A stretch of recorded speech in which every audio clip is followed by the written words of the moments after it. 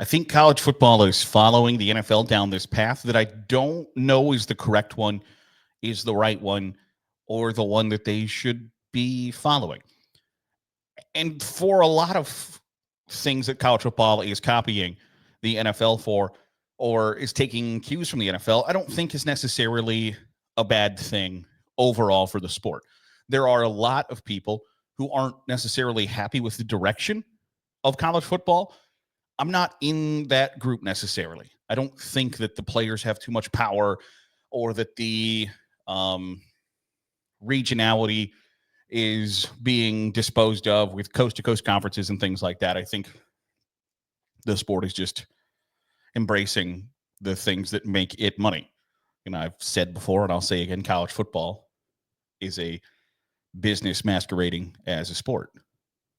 It's a business, and they're doing what's best for business. But I don't think this is best for business. The trend of spring games going away or even being threatened to go away, I don't think is a great trend. And there are some college coaches who have talked about how we're basically the NFL now. We are the proving ground for the NFL. And does the NFL have spring practice and spring games? No, they don't. They have OTAs that lead into minicamp, that lead into camp, that lead into the preseason, etc. And I understand that thought process, that if you are essentially the minor leagues for the NFL, you should operate the same way that the NFL does. In this one, I don't think that's the case or is the right way to go about it. Because when you look at the NFL, they have kind of built-in things throughout the year to keep the NFL at the forefront of your mind, whether it be the draft, free agency, OTAs, training camp, the regular season, playoffs, etc. The NFL's always at the top of the news. College football doesn't have that. They don't have that built-in advantage. They don't have the ability to have the transfer portal / NIL signings in the middle of the summer because coaches need to know what their rosters look like well in advance rather than the NFL. The NFL has 53 guys on their roster during the regular season. They start camp with 90. They whittle them down. It's not how it works in college football, and I don't think it should be how it works. You have your guys, and that's what your roster looks like, and I think knowing in advance what your roster looks like is good. But Texas is saying, hey, I don't think we're going to have a spring game. Nebraska has said, we're going to do something, whether it's a spring game, I don't know, but it's not going to be on TV. I don't think that's a good thing for the sport because I think having spring practice that culminates in a televised event or culminates in a event where fans can come see your team in the spring is an inherently good thing for the sport overall and an inherently good thing for fans. The people who it's not great for are the coaches and the programs because they feel as if, and Matt Rule was really like on the record, felt strongly that he felt a televised spring game was just an opportunity for other programs to check out his meat counter. What do you got to offer? That looks good. I'm going to take one of those.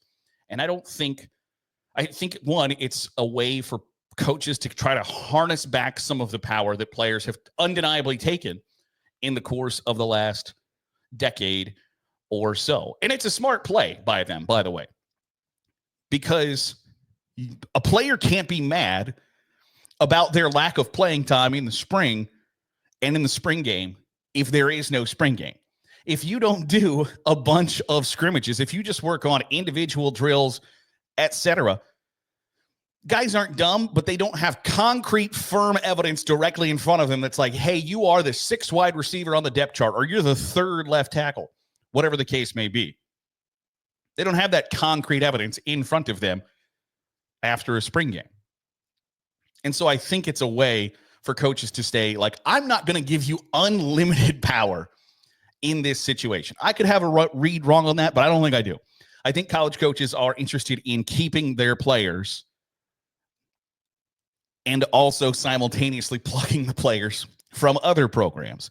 And so if that's the way to go about it, instead of giving ammunition to players for, here's a reason why you should get in the portal, if you take that away from them, it's a good card to have back in your deck.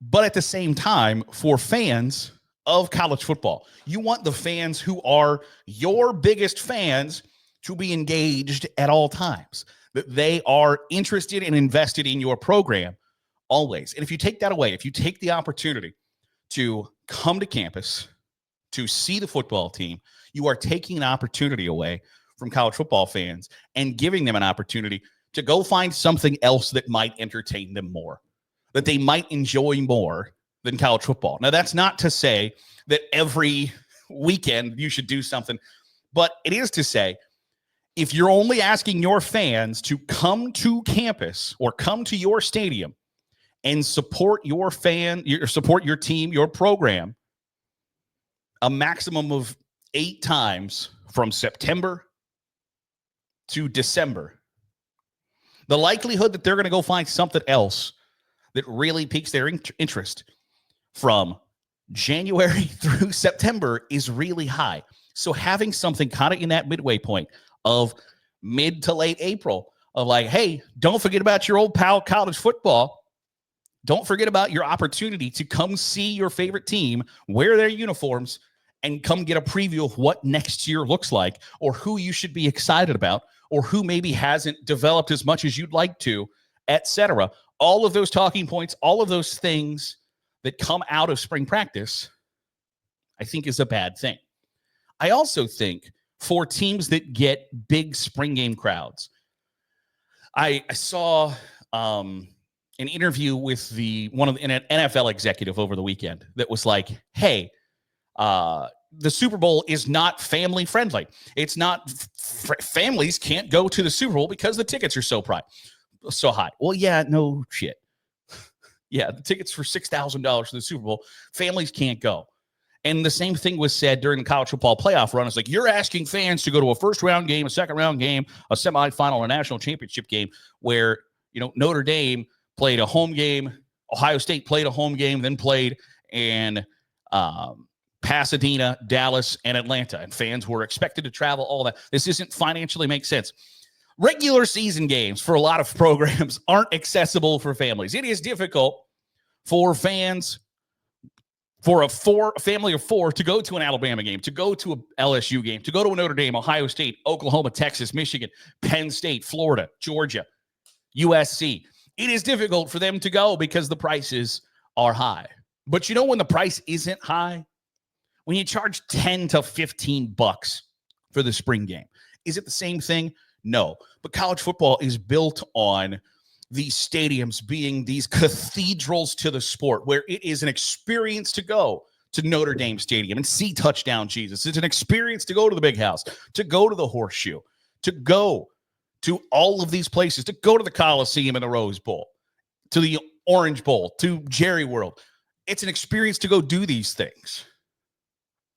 And when you take away an opportunity to go experience those things, you're just not going to sustain the fan base as well as you could have, in my opinion.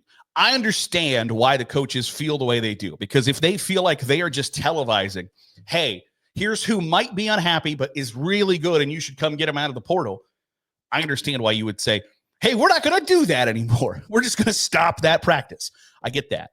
And I don't think it's the coach's job to look at that from a 1,000-foot view as what's best for college football. Their job is to do what's best for their programs. I think it's the college conference commissioners, the SEC commissioner, the Big Ten commissioner, to say, hey, 1, it's good for the sport, but 2, and I don't think it should be this way, but when you've sold your soul to the TV devil, you have to worry about whether Fox, the Big Ten Network, ESPN, SEC Network, ESPN Plus, does everybody feel like they're getting what we have promised? Does everybody feel like the best thing for us, for the conference network, for our TV partners to play a spring game and have some interesting programming on a Saturday afternoon in the spring? If the answer to that question is no, once you've sold your soul, like you got to do the devil's bidding. So while Texas might not want to have a spring game, I bet you the SEC Network or ESPN wants them to have a spring game. I bet you the Big Ten Network or Fox wants Nebraska to have a spring game, because that's in their best interest. The more people get to see Dylan Raiola The better for Nebraska, the better for Fox. The better for the Big Ten, the better for the Big Ten network. So there are all these things working against it. Again, I understand the perspective from the coaches. But from a fan perspective, from a TV perspective, from a player's perspective, having a spring game is the right decision. And operating the same way as the NFL in this avenue, I don't think is the right one. Want to know your thoughts. Do you want to see spring games continue, or does the length of the college football season now negate that need? Want to know your thoughts in the comments below. That'll do it for today's episode of the Daily Huddle. Appreciate you making us a part of your day, however it is, wherever it is you're doing so. If you're watching on YouTube, hit the subscribe button. Make sure you get all the great college football content we're pumping out. If you're listening on the podcast feed, drop a 5-star review. Goes a long way in helping out the channel. I'll see you tomorrow for another episode of the Daily Huddle.